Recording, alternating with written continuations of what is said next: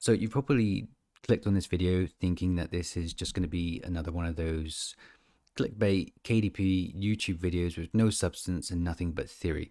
But what I wanted to do was to explain and actually showcase some results and the changes that I've made to triple my KDP sales in the last 2 weeks, which of course sounds too good to be true, but I'm going to be presenting you with the stats in just a moment. And keep in mind, this is something that isn't just theory. Everything that I'm doing on my channel at the moment is geared toward just talking about what I'm doing basically. And this is something that I've been playing around with at the moment that I've been quite excited to share with people who watch my channel. So I know a fair amount of people here will want to see some form of proof that this has actually happened and that this isn't just some in theory video. So I'm going to be showing off the sales of the books before and after these changes. Now keep in mind, these are just for my coloring books and nothing else. Okay, so let's head over to my dashboard now before we start the video. Okay, so this probably isn't going to make much sense at the moment, but as we go through the video, you'll see what I'm getting at here. So I've gone and looked at the orders for last month across 4 of my coloring books, okay, which was 554. Now, bear in mind, when I talk about my coloring books, I usually say that there's 5 of them. The reason why I'm not including the other one is because it's a Christmas one, and of course that doesn't make any sales at the moment. So moving on to this month, introducing the changes, which has been another book that we've added in, okay? So we have the 5th book here that we've added in. Okay, so we're looking at 2,151 sales. Now, a lot of people probably thinking that that's just coming from free books or break-even books, but I will show you very quickly the amount that that book has brought in so far this month, which is $846. And I think it's around maybe $60 to $70 of ad spend, and I'll probably show that off toward the end of the video. Okay, so obviously that was slightly more than triple, but what I want to talk about is the idea of creating a book that is used not only to directly make sales, but also boost your sales across your other books as well. Now, this was very hard for me to show you in the dashboard sales, but I'm talking about selling premium quality books and then pricing them slightly lower, making them around $1 profit per sale, but using that book to build your brand name alongside it. Okay, so I'm going to explain that throughout this video. And please keep in mind that this isn't me telling everyone to just go ahead and drop all their prices. I'm saying if you get to the point where you are making sales from your books, then you can consider testing this for yourself and boosting sales across your entire brand. So the second half of this video is going to be dedicated to the other side of things, and that is when you should give up on a project, which in my opinion is equally important because you can't keep working on a project that isn't going anywhere. So make sure you watch the whole video. So this is what I was told. Have you ever heard people say that you need to price your books at a higher price point and people are going to associate that with a higher quality product? So I guess that does make sense for some books, and that is what I wanted to test with this latest book. I did everything that I usually do, which was to create a high quality book in a competitive niche and then run ads to it to get it ranked. However, this time I priced the book at $9.99, which for a coloring book on Amazon is quite ambitious, but I thought, hey, that's more profit per sale, so even if the sales are slower, it still might work out well. And what happened was nothing. There was no sales organically. My ACOS for my ads was around 150%. I was still ranked on the second page for the keyword term that I wanted to be ranked on the first page for. It was a real downer, and I was really tempted to just give up on that book. So this is what I did instead of giving up. So I figured, okay, this book is sucking. Maybe I have just missed the mark here, and it's time to just use this as a test now. So I might as well do something with it. So I dropped the price to bang on $5, which I think for that amount of pages was probably $1, maybe slightly less actually per profit. And I started some new ad campaigns targeting a different sort of audience. I updated the book cover. When I released it, I was kind of on the fence with it, which goes against everything that I tell people to do on my channel. I tell people to obsess over their covers, and I really just went with one that I wasn't sure about this time, which isn't great. And I made that cover more appropriate. Now, fast forward around 10 days now to the recording of this video, and that book is making now around 100 sales per day, and it is a #1 new release in 2 or 3 different categories. But here's the really awesome part. And this is coming from someone who religiously checks their BSRs and book placements and all those things, is that I've noticed just through virtue of having a really high selling book in my collection of coloring books, since the volume of eyes on those books, on that book is so high, people are coming back to the other books that I'm selling under that brand and buying them as well. And I don't even have an author central page here.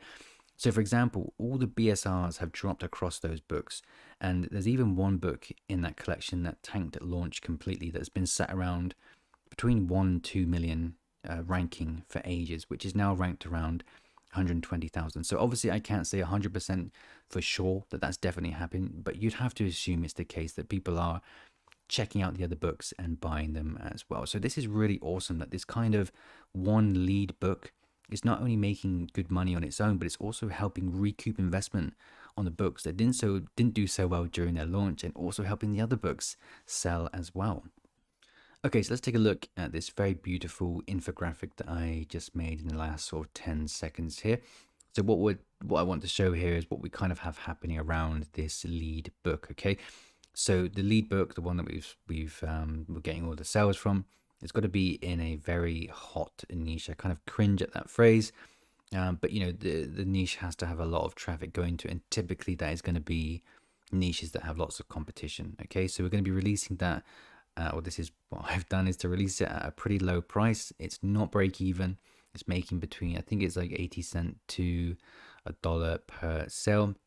And then we want to make sure this is connected to our brand. At the very least, we need to have the author names that we've been using for the rest of our books. And of course, you could have A+ content set up, which I highly recommend you do if you're going to be doing things this way. A+ content set up, and use the one where it sort of links back to your other books on your sales page. And on top of that, you could have your author central. I've never had an author central page, so that's obviously down to you.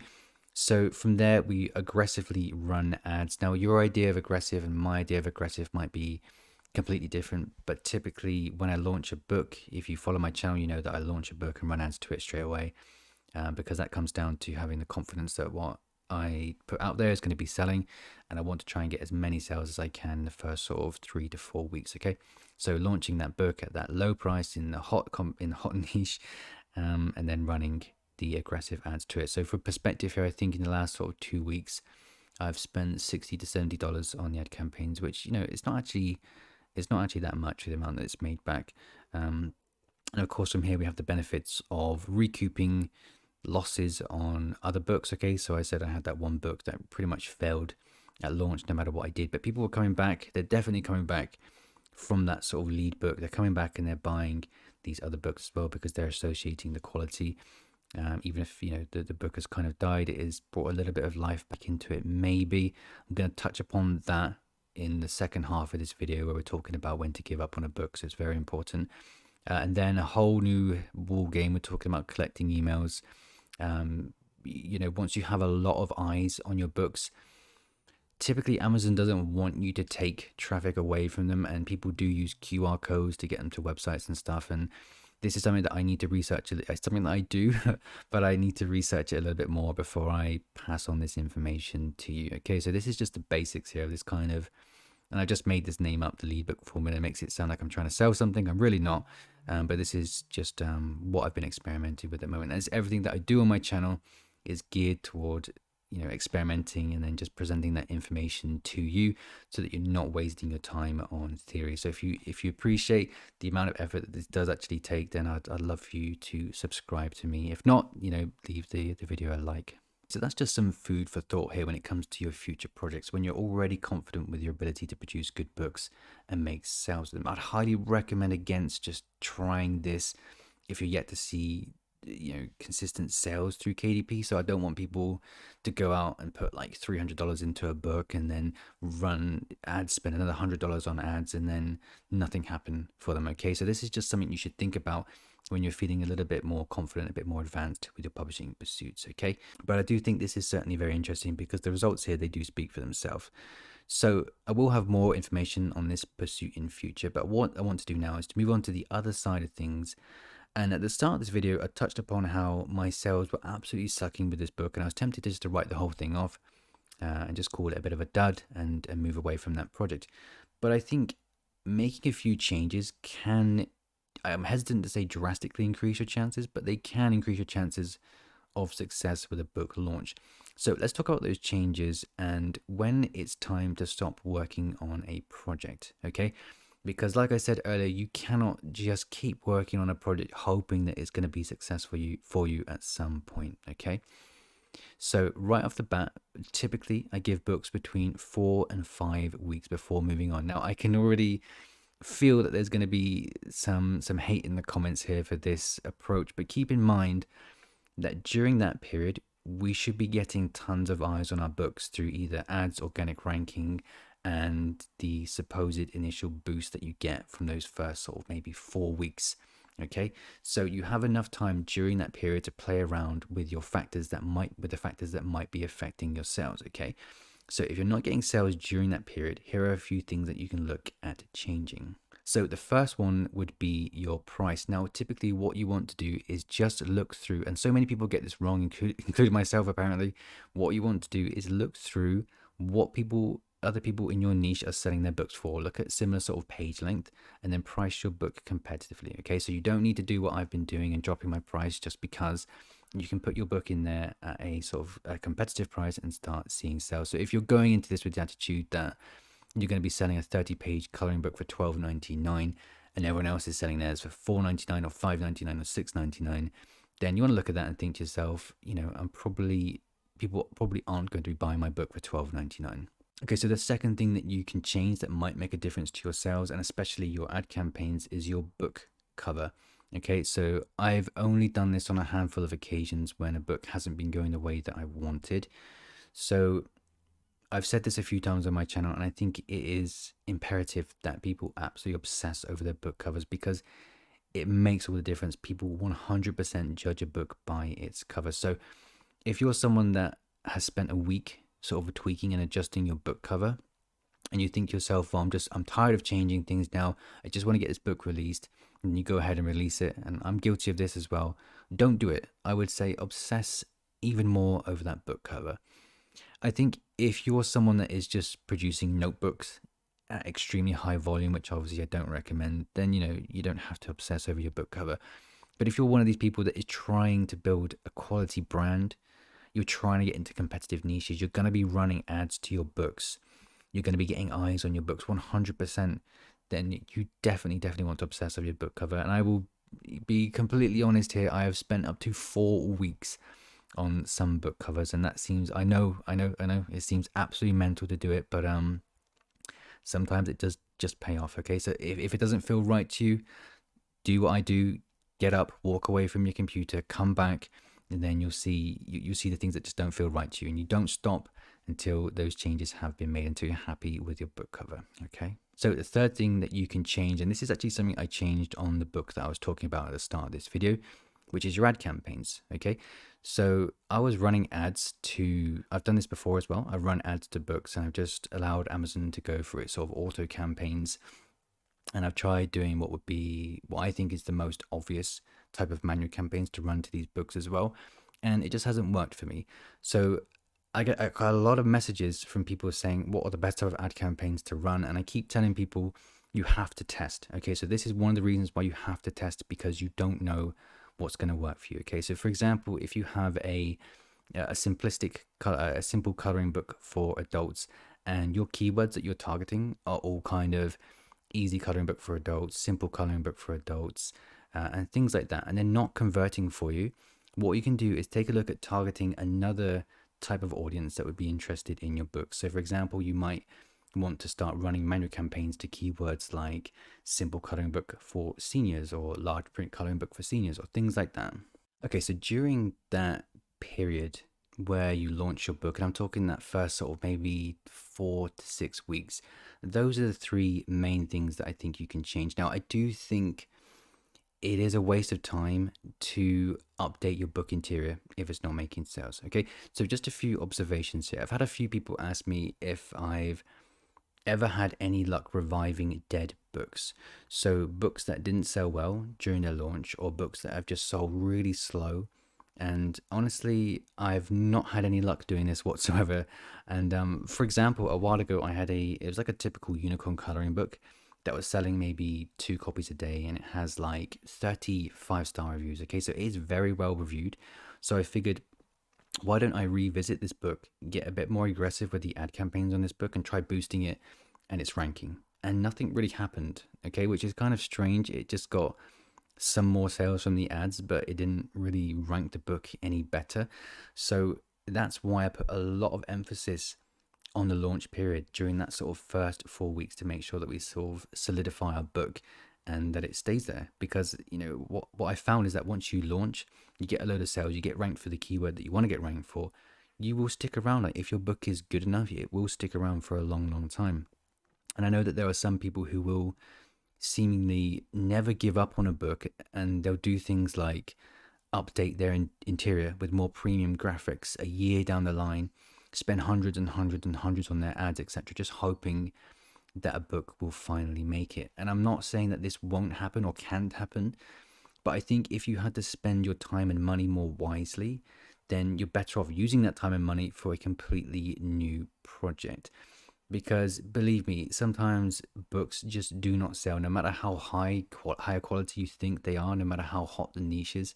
Sometimes they just won't sell, and you got to give yourself a period where you say, if I'm not making consistent sales, if I'm not making organic sales, if I've not got a good enough ACOS at this point, I'm gonna have to stop and move on and just assume that it wasn't good enough. Okay, you have to, you got to bite the bullet at some point and just say enough is enough, and I'm gonna move on and write this one off. Okay. And like I said at the start of this video, I spent, you know, maybe $200 to $300 on a book that I thought was really, really good, and it just didn't catch on. No matter what I did during those first sort of 4 or 5 weeks, nothing that I did made any difference to the book.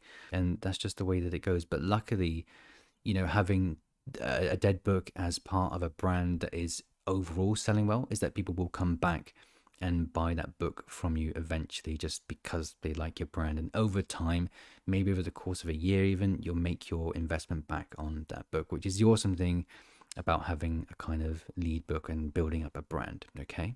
So in a nutshell here, for me, I give up on a project after around 4 to 6 weeks of the book going live, and after making those changes to the prices, to the cover, and to the ads. Okay, so I can only go from my experience here, is that I can hardly ever, in fact, I can't recall a time where a book wasn't selling that well, and then all of a sudden, like 6 months down the line, it just started selling. I've not seen that happen.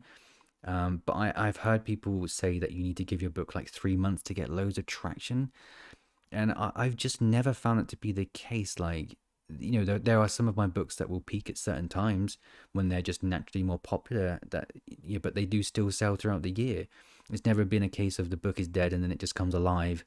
And like I was saying a minute ago as well, I've tried reviving dead books that have got really good reviews on them in really good niches, and they still haven't caught on and just made loads of sales, right? So I've not seen it happen. I think it's definitely worth trying, but if I'm going to put emphasis on something, it would be the launch of your books. Okay, so that is pretty much it for this video. Now, hopefully this has given you some good ideas for how you can quite quickly grow your brands with your publishing business. I'm going to have more videos about this in future. And also, I've had my first 4 or 5 sales, I think it is, through Ingram Spark, through the first book that I've uploaded onto there.